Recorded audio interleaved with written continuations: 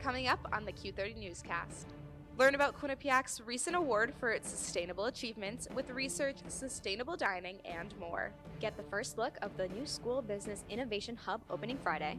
Plus, hear about the story behind the miniature libraries that are popping up on campus. All that and more on the Q30 Newscast.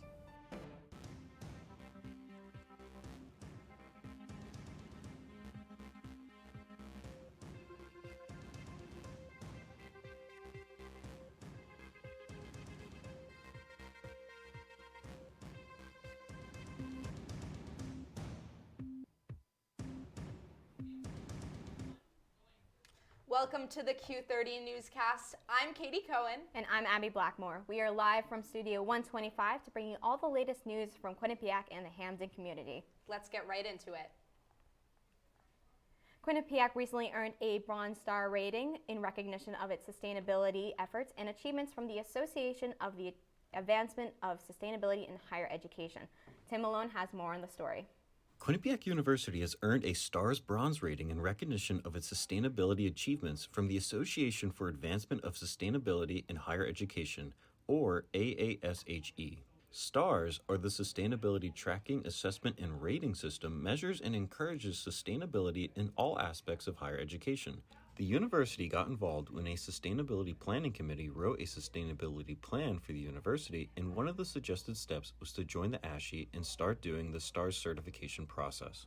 Professor Sean Duffy was one of the co-chairs on that planning committee. We're using it as a benchmark. So we've just joined the AASHE or ASHE. We've just joined them in the last year. And this will be our first report, and it's pretty nice to know that we've already attained sort of the bronze level, but it also helps us to identify what would be easy for us to attain in the next couple of years. AASHE's STARS program has over 900 participants in 40 countries.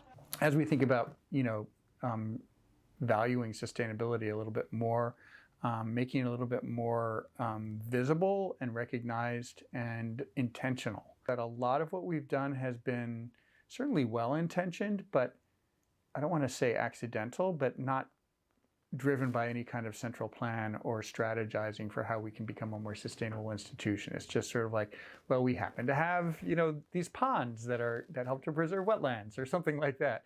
It's not anything that was part of a sort of concentrated plan. The highest level you can achieve in the STARS program is a platinum level. Now, only 3 institutions carry this rating, but with the university adding new future developments like the South Quad, Quinnipiac's rating will most likely change in the future. For Q30 News, I'm Tim Malone. Today in the Piazza, there was a panel discussing what's next for Ukraine and the world. The 7 panelists, consisting of professors and experts of international relations, discussed the effectiveness of diplomacy and peacemaking strategies to help solve conflict ranging from war, refugee resettlement, lack of food and technology, and more. They also talked about the financial isolation Russia is facing and why so many companies have stopped working with the Russian government. Quinnipiac has given students the opportunity to donate extra meal points to local food banks. Students have the option to donate their points at checkout booths or use the Meal Points Transfer website. Points will be donated to local banks such as Columbus House, Masters Manna Inc., and the Hampden Food Bank. This option will be available until April 30th. There was a farmers market on the quad today and on Friday as part of Seas Earth Week. This is an SGA initiative by the newly elected Vice President of Public Relations, Jackie Babiak. She worked with the Albert Schweitzer Institute, Quinnipiac Dining, Sea, and local businesses to put these farmers markets together. Students were able to try food from local businesses like Seed to Spoon, a plant-based and vegan product line. Now it's time to look at the COVID dashboard for this week. As of Monday, April 25th, Quinnipiac has reported 8 active cases on campus with 13 new cases within the last 7 days. This is a decrease from last week's 12 cases. The university is pursuing a new initiative. Student startup competitions have now expanded to beyond the Bobcat community. Students from Quinnipiac and Poland will be competing in an international student startup competition. Joe Monte has more on the story. Students of Quinnipiac will now be able to present their business plans on the global stage at the International Student Startup Competition. The competition is sponsored by the Central European Institute and the People's United Center for Innovation and Entrepreneurship. It aims to connect students from across the world and give them international business experience. Well, it is actually the first time that we are trying to have an event like that QU student pair up and create teams with, in this case, Polish students from our partner institution, the Kosminski Academy in Warsaw, Poland. There will be students from several countries participating in the competition. Our partner, the Kosminski Academy, it's located in Poland, but it has students from 80 countries throughout the world, including Americans, including all Europeans and Asians. In fact, we have 3 international students that are part of the teams on the Polish side. So it's not only Polish-American project, it's truly international project. Students don't have to study business to enter the competition. So it's not only the business students. So that's the whole idea, to bring the entrepreneurship across the departments, across the different schools within the community, to expose them not only to the business ideas, ideation, and the whole process of starting the business, but in my case, also bring the international component to it. Students involved in the competition will have the opportunity to gain valuable experiences. I hope that they will take away an enthusiasm for the idea of creating something, whether they're creating an innovation in a startup or within an organization. Quinnipiac teams will be competing to win a trip to Poland next year. Students will present their business plans to a virtual panel on June 9th. For Q30 News, I'm Joe Monti. The grand opening for the School of Business Innovation Hub will be taking place Friday, April 29th from 4 to 5:30 p.m. This new room will allow all students the opportunity to work collaboratively and with peers from different backgrounds and interests towards a common goal. This event will be sponsored by the People's United Center for Innovation and Entrepreneurship and located in the Innovation Hub in SB 109. Graduation is coming up on May 14th and May 15th on the Quad. There are 5 different ceremonies that include both the graduate and undergraduate schools in the university. Each graduate has been able to register for 4 tickets, unlike the last year's limit of 2 tickets. There is no vaccination requirement, no mask requirement, no COVID test requirement, and there will be a traditional row seating. Q30's Vanessa Blasi spoke with Carla Natal about how this is the university's first large event without any COVID restrictions. Commencement is a rite of passage. It's the, kind of the official close of your time as a student. This is probably the first major event where we are able to do this without COVID restrictions. So it means a lot to all of us. This Saturday, April 30th, the Denise DeCenzo Foundation will be holding its first ever Walk to Cure Rare Diseases event. The 2-mile health walk is in memory of the Connecticut's longest-serving news anchor, Denise DeCenzo. There will be food and activities for all participants, and part of the proceeds will be donated to the National Organization for Rare Diseases. The event will start at 10 a.m. at Quinnipiac University's Mount Carmel Campus Recreation Center, and those interested can register in walk in person or virtually. We have come to our first commercial break of the night, but still to come, hear about many libraries that have been placed across campus and hear from Hannah Smith on what has been going on in the politics world this week. But first, we have Griffin Cass in the studio who can look at the weather for the rest of the week. Griffin, what can we expect? I have fantastic news regarding the weather for the next week. Looking at the next 3 days, sun is apparent with very minimal clouds and temperatures ranging in the highs from the mid-50s to high 50s, and then the lows high 30s. And looking at the next break, we will come back for more weather. I think it's just vapor with flavor. It won't hurt my kid like cigarettes, right? Vaping is safer than smoking, isn't it? There's really not even that much nicotine in them, right? My kid? My kid knows it's dangerous. Get your head out of the cloud. Today, nearly 8,000 kids will start vaping, maybe even yours. Learn about the dangers at talkaboutvaping.org.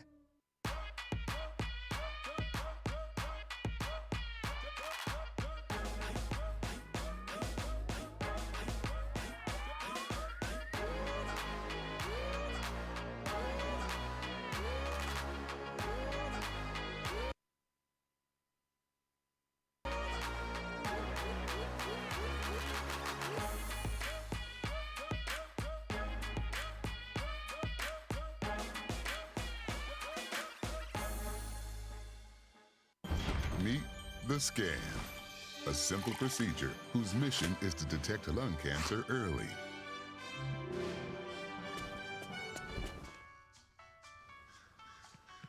I'm here to save you! But I feel fine. That's great, but you may still be at high risk for lung cancer. Oh man, that's a new fence. If you smoke, early detection could save your life. Learn more at savedbythescan.org. Welcome back to the Q30 Newscast. You might have noticed a couple of the small wooden boxes popping up around campus over the past week. Take a closer look and you will find the newest addition to the campus scenery, mini libraries. The second-year student Morgan Bloom recently proposed the idea to install these libraries around campus after seeing the idea take place in her hometown. She hopes that this will give students the opportunity to exchange unwanted books. Next time you need to get rid of a textbook or regular reading book, drop it off in one of these 3 mini libraries around campus. I feel like it would be really cool if we could have like a little textbook exchange going on. So we could say like, oh, instead of going to the bookstore first, let me go check the little libraries and see if the book I need is there. And then you could get rid of your old textbooks and take the one that you need. So it's just like a constant recycle of them. According to the Urban Institute, 30 to 40% of all undergraduate students take federal student loans while pursuing their higher education. Because of the pandemic, President Donald Trump froze these student loans and Biden extended them until August. Henzelder had looked at both the benefits and faults of these decisions. The student loan freeze began in March of 2020 and was extended by President Biden until August 2022 to provide relief amid the pandemic. While the government has allowed federal student loan borrowers to pause their repayment, canceling these loans may be more complicated. Waiving entirely the student loans goes beyond the statutory power that was given to the Department of Education. Senator Elizabeth Warren spoke to Face the Nation Sunday, saying it was within the president's power to cancel all loans.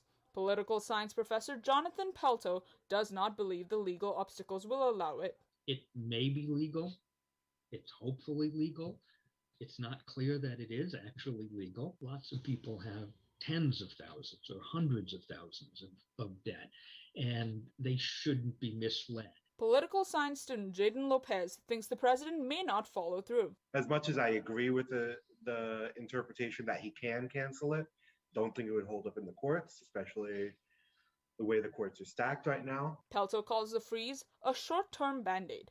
The pause on loan payments does not affect incoming students. This is a small step, an important step, but doesn't help students who are coming up through the system. Pelto, however, feels there is a bigger underlying issue that is not being addressed. Perhaps the most important thing of all is that none of these proposals deal with the fundamental problem that higher education has become so expensive that it is out of reach for lots of people unless they take extraordinary levels of loans. There are other programs that allow students working in the state, government, or local levels to have their debts forgiven in its entirety. For Q30 News, this is Hepzibah Rajan. And now we have Hannah Smith in the studio to update us on all things politics, including an update on the United States providing Ukraine with more aid as the war continues. Hannah, what do you have for us? Thanks, guys. After a secret meeting between Secretary of State Antony Blinken and Defense Secretary Lloyd Austin met Ukrainian President Vladimir Zelensky in Kyiv to discuss further aid for the United States, it was confirmed that the U.S. will help Ukraine by providing more than $300 million in military aid to Ukraine and their allies.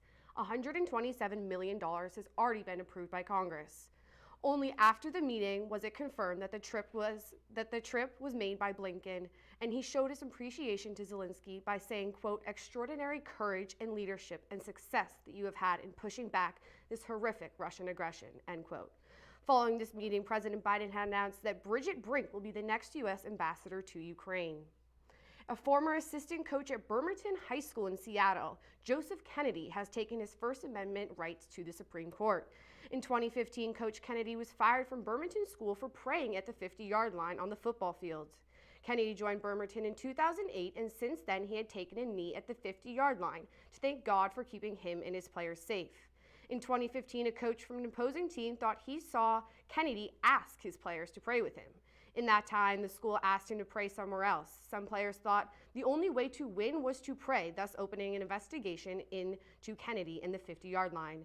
Kennedy was asked to take administration leave and then was soon later fired. With this case in the new hands of the Supreme Court with a 6-3 conservative majority, it could change the way public schools adhere to religion and make it more widely accepted. 2,319 texts from President Donald Trump's former chief of staff, Mark Meadows, has been obtained by CNN, discovered from the days between Election Day in 2020 and January 2020 of 2021. The messages reveal in Trump's inner circle, like Ivanka Trump, Rudy Giuliani, Ted Cruz, Jim Jordan, Marjorie Taylor Greene, and more were in communication on the day of January 6th. While all of these text messages have come to light, many people like Marjorie Taylor Greene are facing their consequences to this day. Greene is currently undergoing legal troubles as she endures whether or not she will be able to run again for Congress due to her alleged knowing of January 6th.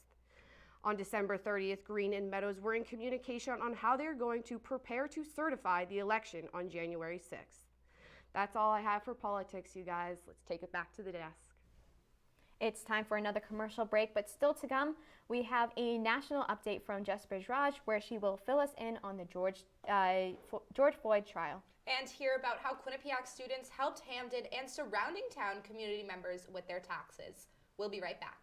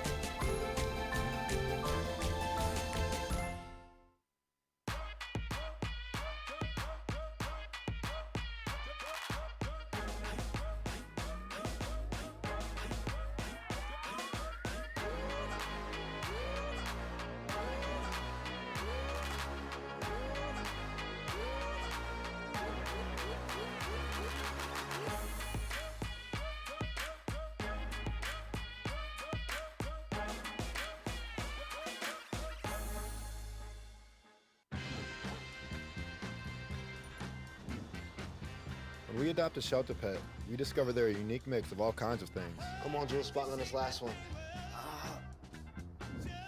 There it is.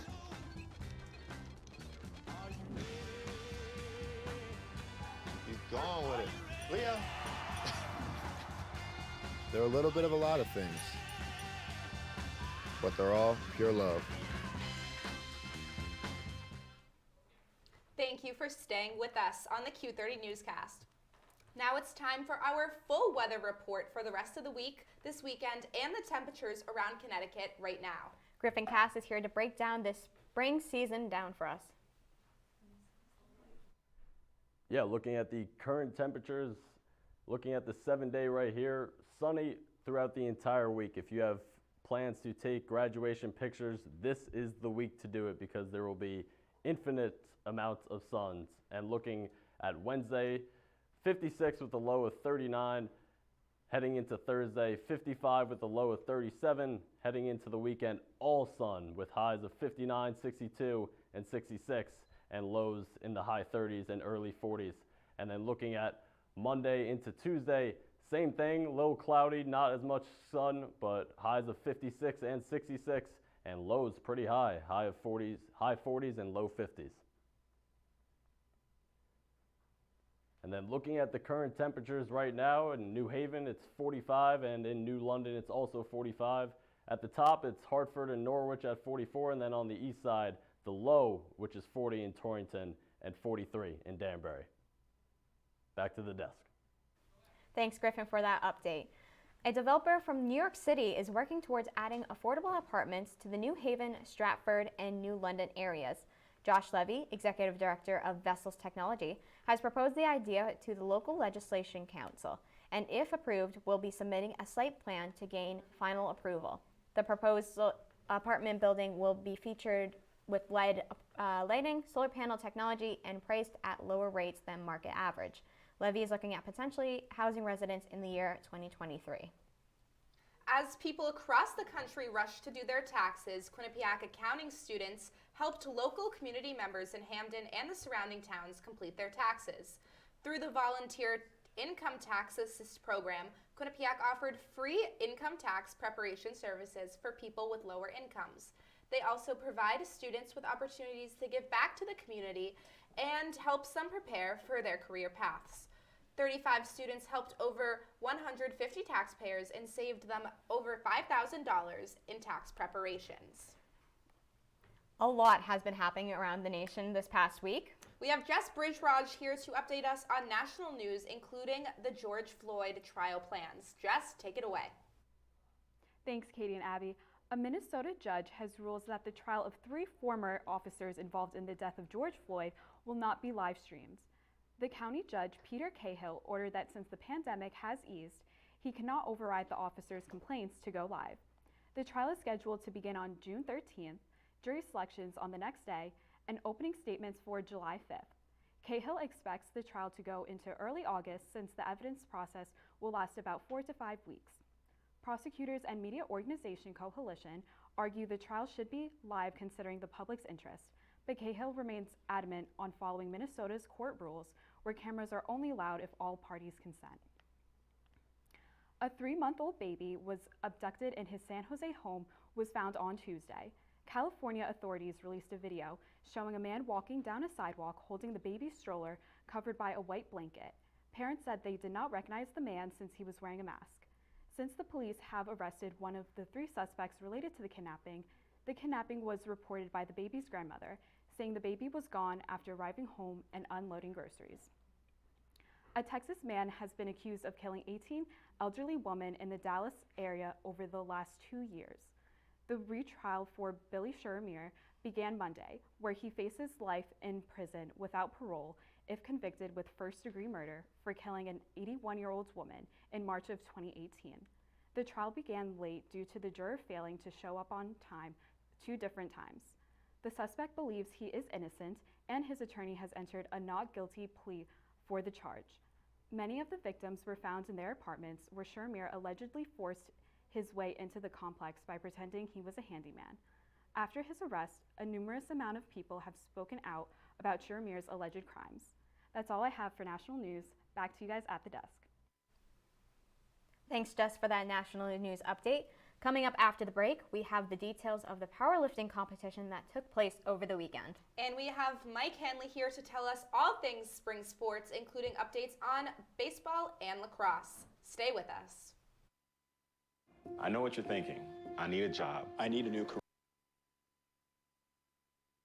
Well, I've been there. I've been there. I've been there. I wasn't happy with what I was doing. After high school, I didn't have a plan. I just wanted to start working. I got laid off twice, but you gotta keep going. You just need the right skills. Find an apprenticeship. I found a 2-year IT program. I found a medical course online. I'm now a consultant in the tech space. You have more options than you think. You can do this. You will find something. You will find something new.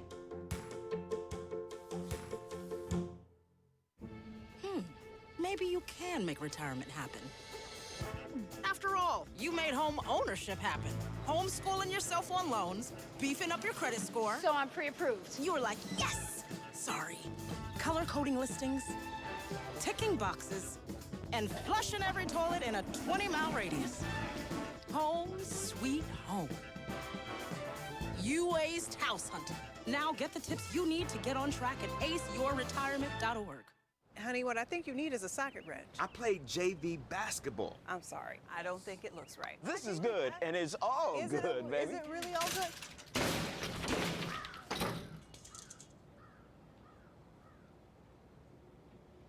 If you love me enough to routinely test your handyman skills, not to mention the strength of your marriage, then of course you'll visit nhtsa.gov/therightseat to make sure I'm in the right car seat.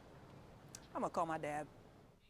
Thank you for staying with us. The Quinnipiac Club powerlifting team hosted a powerlifting competition on Saturday. The competition was open to all students who have an interest in deadlifting. The club members encouraged students to get involved in their organization and to take care of their bodies. Any student that lifted over 1,000 pounds was entered into a raffle.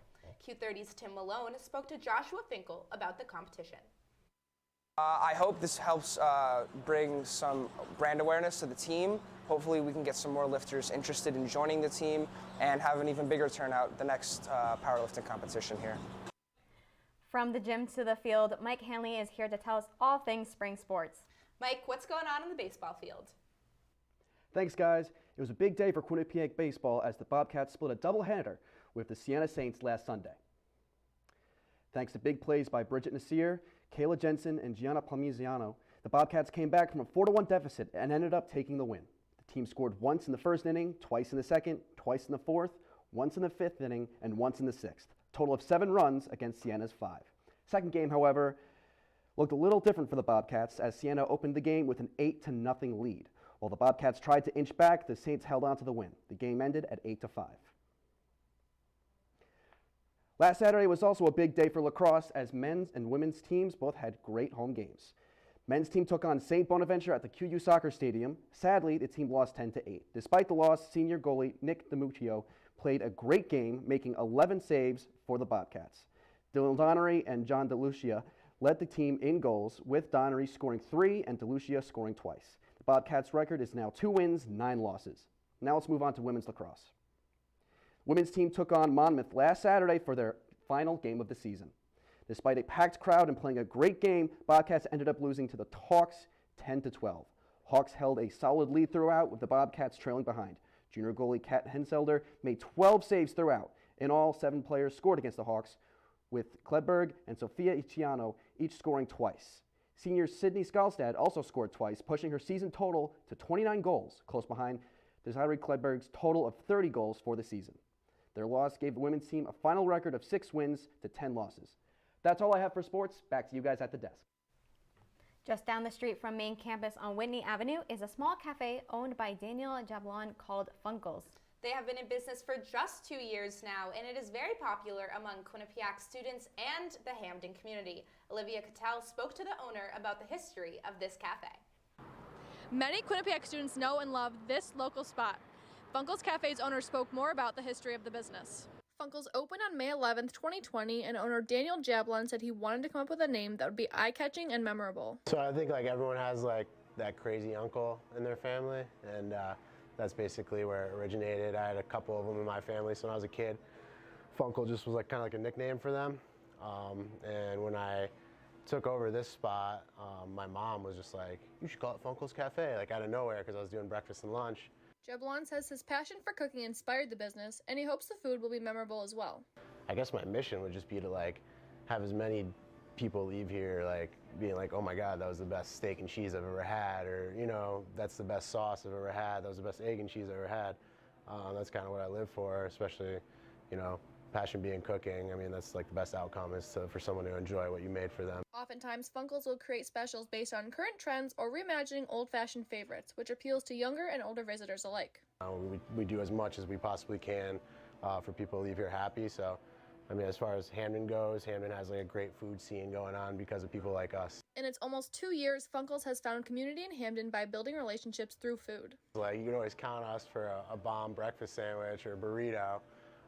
We're definitely reliable on that front. Funkles hopes to continue to grow through offering innovative menu items. For Q30 News, I'm Olivia Cattell. Thank you, Olivia. You know, Abby, it has been a pleasure finally being on desk with you after we have worked together for the past 7 years. Yeah, from both of us starting out at our high school's broadcast to now being the vice president of Q30 and executive producer of Newscast. It's been an incredibly long journey, and I wouldn't want to do it with anyone else. Oh, me neither. And I'm so sad to say this is probably going to be Abby's last newscast. So we just want to thank you for everything you've done for Q30 as a vice president and a producer for Quinnipiac tonight. But that is unfortunately all the time we have left for tonight. Make sure to follow us on Twitter at Q30 News and download the Q30 app, available on all platforms. From Katie, myself, and everyone behind the scenes, have a great night.